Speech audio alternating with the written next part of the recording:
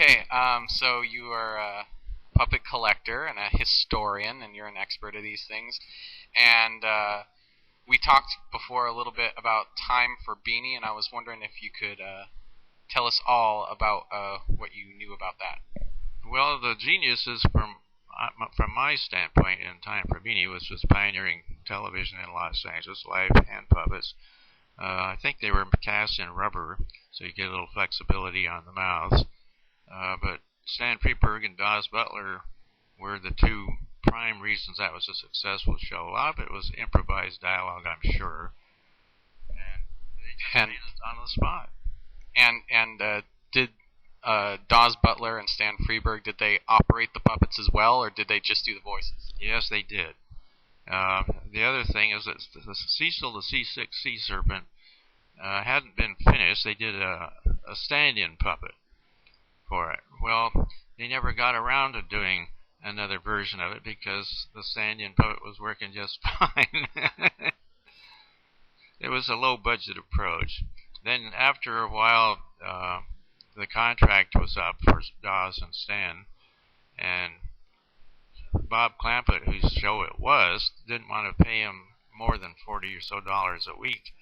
So they left, and they started doing a very bad, in my opinion, cartoon animation version of it. And it just never was the same. It didn't have the spontaneity, because how could you?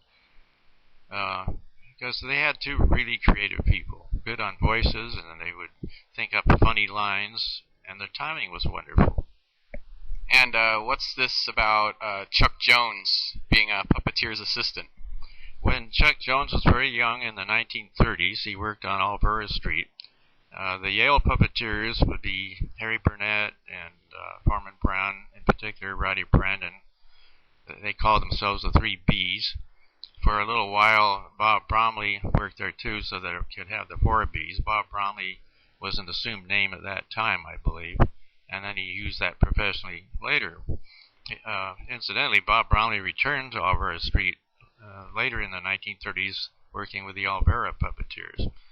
But Chuck Jones was perhaps in high school, for all I know. He could have even been a little younger. He was an assistant for the Yale puppeteers on this little theater on Alvera Street, and he claims that training working with marionettes was a huge help later in animating figures in hand-drawn cartoons. Makes sense to me. Yeah, it seems to go back and forth, and I saw this workshop video that someone took a video of a workshop that Frank Paris gave, and he recommended the Preston Blair drawing for animation book to people constructing marionettes. So it seems like the animation art and the puppet art seem to go hand in hand. Well, there were a number of how-to books at the time. I used one at Clokey, in fact, that they had floating around. It was Foster Art Books on cartoon animation, and they had this diagram for the drawn walk cycle for a human character. And when I worked there, I had absolutely no preparation for stop-motion work. I wasn't even exactly sure how it would look when it was on real-time film. And I was amazed by using this little walk cycle, it was okay.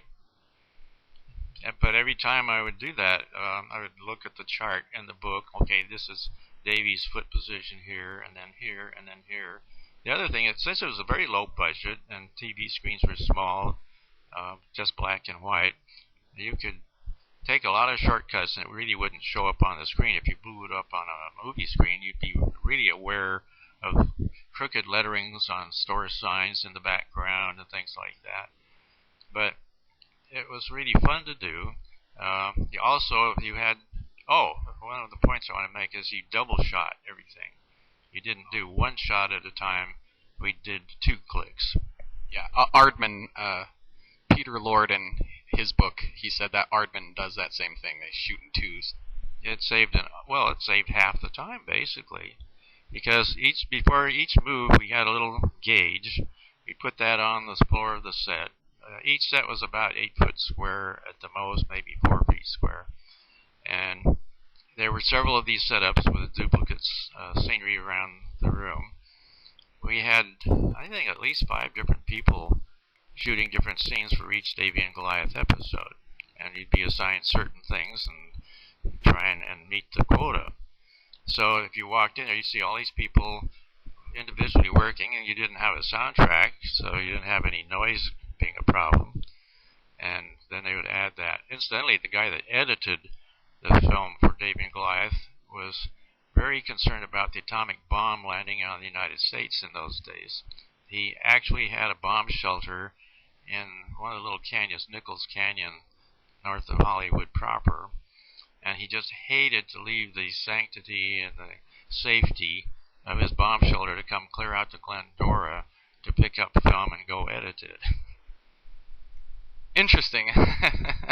Excellent. Thank you for your time, Alan, and I guess we'll stop wasting time at the Great Arizona Puppet here and get back to work. Well, I hope that people come and see the exhibit. It's all animals this time. Excellent. Thank you.